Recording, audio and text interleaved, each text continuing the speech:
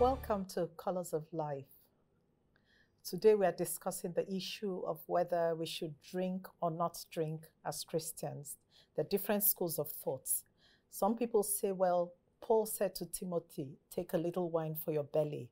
And yet there are others who cite the example of Lot, whose daughters got him drunk and slept with him. And they say Lot could get drunk because he drank a little. But our guest today says no alcohol for her, and she'll tell us why. Join me to welcome Eddie Ekomo to our show. Eddie, thank you. Lovely to have you here. Thank you for having me. Wow. So for you, alcohol is a no. Yes. Why? Yes. So I think to each their own, but in my couple years on being on the earth, I've tested and tried alcohol, and I think, or I know, I'm very, very clear, and I thank God for, the deliverance, but it just it didn't work well with my system. So let's take you back a little. I once spoke to someone who said there was a drinking problem in her family, and she was introduced to drinking from as early as 1-2 years old. Wow. So can you tell us a bit about your background? Yes, so I was raised in an Anglican family, raised in a Christian home. Both parents were Christian. Went to church quite a bit, like every Sunday. So I was more or less an every Sunday Christian. Once in a while, when I really wanted to beg God for something, I'll beg on the off day. But I won't really call it relationship. I'll say it was more religious. Okay. Growing up, I knew my dad didn't drink because, he said it didn't work well with him in the past, but my mom did. And so alcohol was something I looked at from far, felt it was kind of bad, but figured when I was old enough, we'll cross that bridge. And so leading up to, even while I was in the university, probably up until second, third year, I now decided, okay, I'll try it out. And so I'll go out with friends, and obviously you do like what we call bar crawls. So you go from one bar to the next, and they made drinks really cheap for students. So yeah, I'm just going to butt in here, because I've noticed that in some of the, in boarding schools in England, they make it like a tradition. The children, particularly when they're in sixth form, and they have their socials and the housemaster, and everyone is drinking, or they go to the pub. And I've talked to people who have said, well, that's how I got introduced. Yes. And then by the time they get to university, then the pub crawling becomes just a normal thing to do. So it's customary. Yeah. So yes, to what you're saying, it's socialization, right? They call it liquid courage. So you're kind of awkward, you go somewhere, you really don't want to talk to people, but you take enough of this liquid courage and you're more friendly, you loosen up, you're kind of more happy.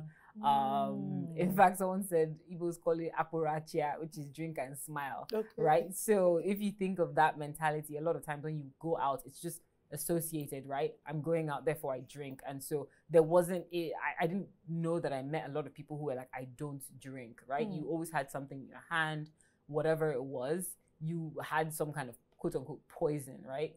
And so it was just something that was very normal, commonplace. Yeah. So in fact, you were kind of weird if you didn't, if we're being honest, right? So peer pressure comes to play there. Peer pressure, socially acceptable, you want to be cool, or you want to be, you want to have a good time. And that was part of the equation. It was like go out plus drink, good time equals good time. That was the equation. And when did it become for you? When did it tip over the acceptable or the normal that you could cope with? So I think everyone's body is different, but I think my body had ways that it received alcohol that didn't always work. So if I kind of overindulged because I was maybe stressed out from whatever was going on, we just finished exams, I'm super happy, let's just go out drinking, and it was just this whole activity, my body would kind of almost slightly shut down or go into a different place, as opposed to what other people get hungover, right? And that's kind of a common term for a lot of people. But for me, sometimes I found that kind of in later years of drinking, I would kind of functionally like not recollect everything from the night before. And a lot of people think it's okay, but it's not. Like, why do you not recollect the things? What happened? Were you in control? You know, and I find that in those situations, so my conscience was less at play.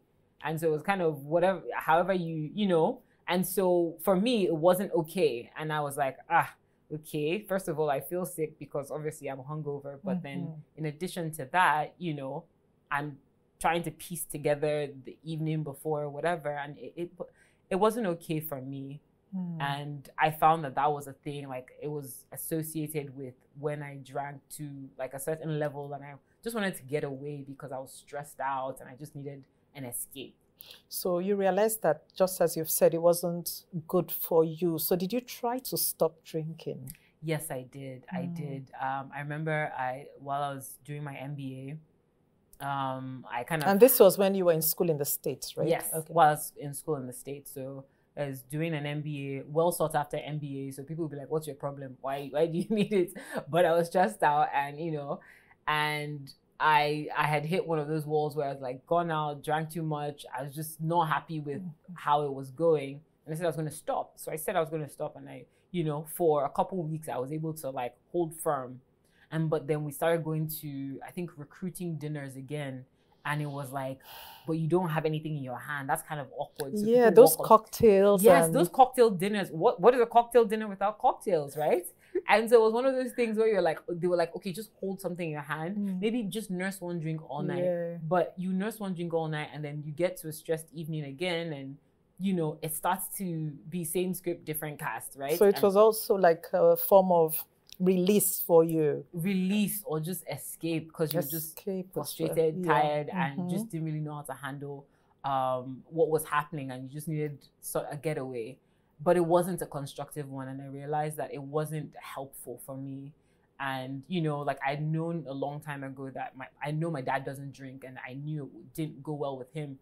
And I think I started being like, okay, maybe this is not for me either, you know. But I tried a couple times, you know, I'll do like a 1 month no drinking fast or like 2 months. But it kind of always kind of led back to this similar place when I tried to do it in my own strength. So I know you're now free from that struggle. How did that happen? I think my last straw was in 2016. 2016 was a tough year for me. It was just a lot of crushing. And I think I didn't really understand. At that point, I knew God and I think I prayed, but I didn't really know how to pray about that, right? Because you're supposed to be mature and you're supposed to figure it out, right? And I think I had another episode where I was just like, I've gone too far again. And I was like, God, take this thing from me. I really just was like, take it from me. I don't want to want it. I don't want to feel the sadness about pressure. I just take it from me, please. And I remember I was on a flight back from New York to Lagos, and I was so hungover. And so this was my first plane ride. Sorry, not first plane ride. First plane ride in first class. It was upper class in Virgin Atlantic. And this is something where you're supposed to really like, okay, let me take it all in and live enjoy my the best ride. life. Yeah. But I couldn't. I was just feeling so just not yourself. I was just beside myself, and I was just so unhappy, and I just didn't like it, and so I really just. So had you been drinking on that flight? So I didn't drink on the flight, but before the flight, I think the night before, I went out and like just overindulged, and I like had to rush for the flight the next morning because I almost overslept, and it was just a very silly, like it didn't need to happen, right? And so being on that flight and just feeling that way, you know, in the air, I was just like, God, I need you to take this from me. Okay, so Eddie, we'll take a break now, and when we come back, you'll tell us how God answered that prayer, that cry of your heart. That prayer. So we've been talking to Eddie, who struggled with alcohol and cried out to God, and he answered. When we get back, she'll tell us how he answered and how her journey has been with him. Don't go away.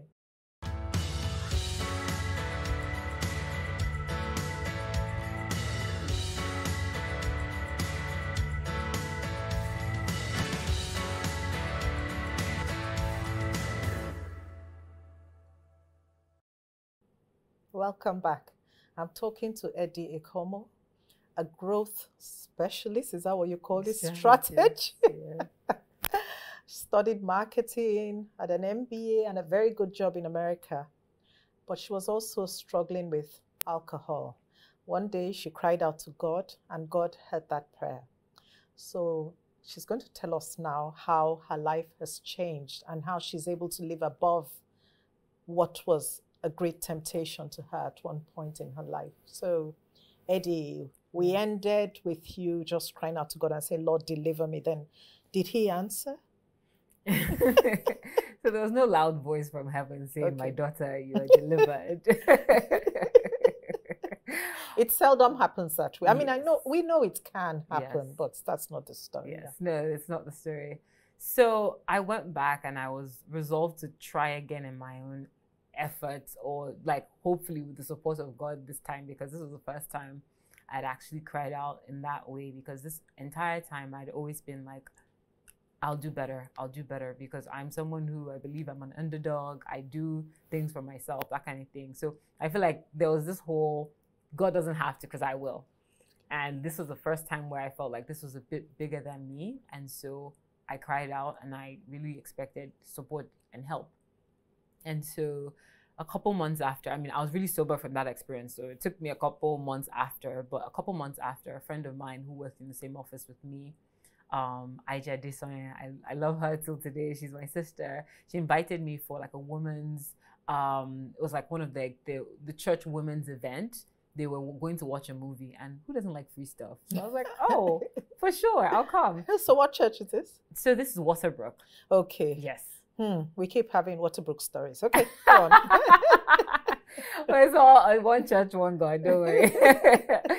So she invited me to the Waterbrook. Sorry, she invited me for an event. And so I go for the event. It was a nice group of ladies. It was really like just a fun time, just hanging out and everything. So she said the next day, she was like, oh, PT is coming. Are you coming to church? And I was like, I don't know what PT is, but I don't know what you're talking about. Thanks for the movie though. It was super sweet. Yeah. And she was like, no, just come to church tomorrow. What are you doing? And I'm like, I have a church I go to. And she's like, no, you must come, you must come, you must come. And she just, you know, just She was persistent. She was super persistent. And you became curious? And I came slightly curious. Okay. And I was just like, I don't know what this PT thing is, but I'm going to find out.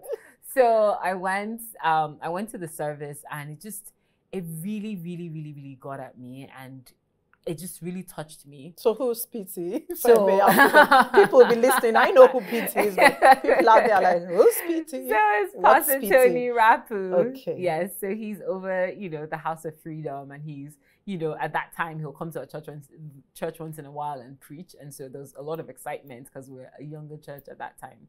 And so I went there, and it was just an amazing word, and it was something I hadn't heard in a long time. And they had asked that, if you were interested in learning more, just come forward. And so I was like, I've done this before. Because you know how, like, when you're a kid or you're a teenager, they're like, oh, come forward to rededicate your life to Christ. You're like, you go. trip on forward. I know, I did rededicate. it several times. I know. So I was just like, yes, again. But I was like, let me try. Okay. So I go forward, and they were like, actually, we want to sign you up for a class. And I was like, a class? That's interesting. Because before I'd been going to my parents' Anglican church. I stopped going there. Started following my sister to a church, like a Protestant church with her. But I hadn't really gotten into the whole church thing. I hadn't really tried classes or anything. I just will go to church, sit down, run out before everybody else gets to the parking lot. Sunday Christian. Exactly. And start driving home because I wanted to get to brunch or whatever the next activity was. But in this situation, it was like, come for a class. And they were like, the classes are at 7 a.m. I said, what? I'm not a morning person. And so I was just like, these people are joking. Maybe I'll come for the first one, but that's it. And so come for the first one. And they were just talking so much about the Bible. And I'm like, it's not the same Bible that I've been reading all these years. And it was almost like they were talking about a different book. And I'm just like, and they talked about Rema word. And I found myself every Sunday. I was just curious. I kept coming back. I kept coming back, and I just kept learning more and more. And it was like these biblical stories that seemed so boring years ago, all of a sudden just come alive. Seemed to come to life. And I'm like, okay. And so someone talked about Daniel, and I was like, I know I've heard about Daniel before, but and then I'll go and I'll like read the chapter of Daniel, and I'm like, wow. So you became committed in church. I think I started just becoming more interested. Okay. Because I mean, I had the Bible, I'd had Bibles all my life, but I don't think I really read them with passion or with interest. It was more, they say read your Bible. Oh yeah, verse 1 to 3, I've read. Okay, what's the next? You know, it was very, very methodical and just with no heart. I didn't give my heart to Christ. I gave my, a couple minutes a day and an hour or so on Sunday, but it wasn't like I hadn't really truly given my heart to Christ. And so in this situation, I found myself just kind of going into the things of Christ and being excited about it. And I think that really helped on the journey that we talked about earlier, because as much as I feel like people can be vicious collectivists, I found an alternative. And I found like throwing myself into the things of God, learning, finding a community of people that love God, were having revelations. I was learning about revelation. So it started becoming different. So it was almost like the game changed. And so I didn't need to play by the rules of, quote unquote, the world as much anymore. And it wasn't like, oh, if you don't go out and if you don't drink this. I was like, you just got so immersed in the Lord, and one day you looked and you didn't have the desire again. I didn't have the desire. And so I think the day, to be honest, it wasn't like a voice came down from heaven, but I think the day I asked, that day something shifted. God heard, yes. Something shifted. Yeah. And so even after that, because I'll still go out with friends once in a while, because I'm not like one of those people who's like, I would never, like, I'm always in the church. No, I socialize. I'm a human being in the world. But people will ask me, do you want something? And I'm like, no. And I didn't feel bad anymore saying I didn't drink. I just don't drink. It's not my thing. I realized it didn't work for my body. I asked God for deliverance. He gave it to me. Why am I giving it back to him? So thank you for your recommendation or request, because people will try and bully you. They'll try and do anything to kind of just make sure you are drinking with them, because why aren't you drinking? Are you going to be watching? I said, I'm not watching you. I'm out here just trying to live my life. Just do your thing. I'll do mine. But we don't have the same story and the same situation. So I feel like knowing God better also gave you the strength to say no. That I could live in a different type of freedom, and I could live a life that wasn't constrained by like the expectations, social. I think God freed me from that level of expectation in terms of, okay, from a social standpoint, if you don't do X, then it's not good. I was just like, I don't care. I'm going to be a rebel. So I was just happy to live in that freedom, because all of a sudden I was freed from that, and it was liberating for me. Amazing. And then you have talked also to me about how your work with God also led you to a different path in terms of your career. So here you were in a certain direction. Then what happened? Tell us. Okay, so you know how you ask for, be careful what you ask God for, because he'll give you the answer. And so I think one of the things, I mean, obviously you've gotten an amazing MBA, you've gotten a great job, but are you feeling You were fulfilled? working with GE? So I was working with General Electric. I worked with them in Connecticut initially, and then worked my way back to working across Africa. So I was in a role that cuts across Africa. And that's the sort of job that's many people, my goodness. I moved back and people were like, GE? And I was like, I mean, I didn't rate them like that, but thanks, you know.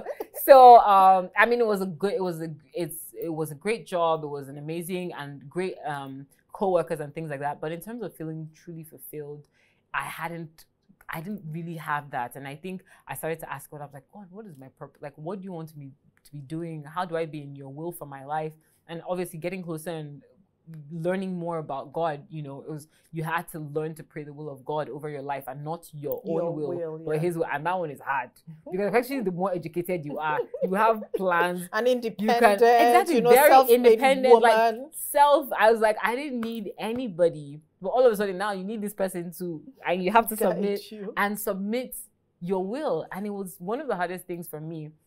So I was like, God, what would you have me do? So at that point, I was like, purpose. And it's so funny, because when you're asking for purpose, people are like, I want to go and do my MBA. You're telling them, I have an MBA, but I'm looking for my own purpose. What does God want me to do? And so it's interesting, because I had always sketched, like when I was young, growing up. In fact, it was one of those things where I'll be in boarding house, like under some senior's bed, sketching something that they'll wear for the next event, because they'll go and make it into Iro and Buba or into top and skirt or whatever.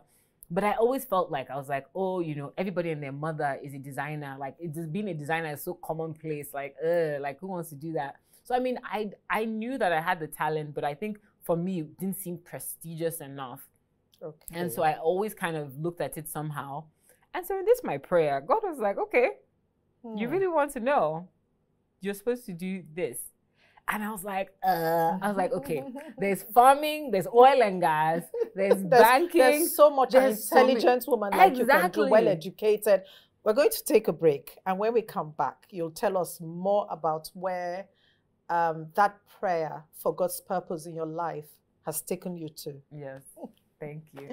So we've been listening to Eddie's amazing testimony of how God delivered her from drinking and began to lead her into her purpose. So don't go away. We'll take a break now and come back to conclude this conversation.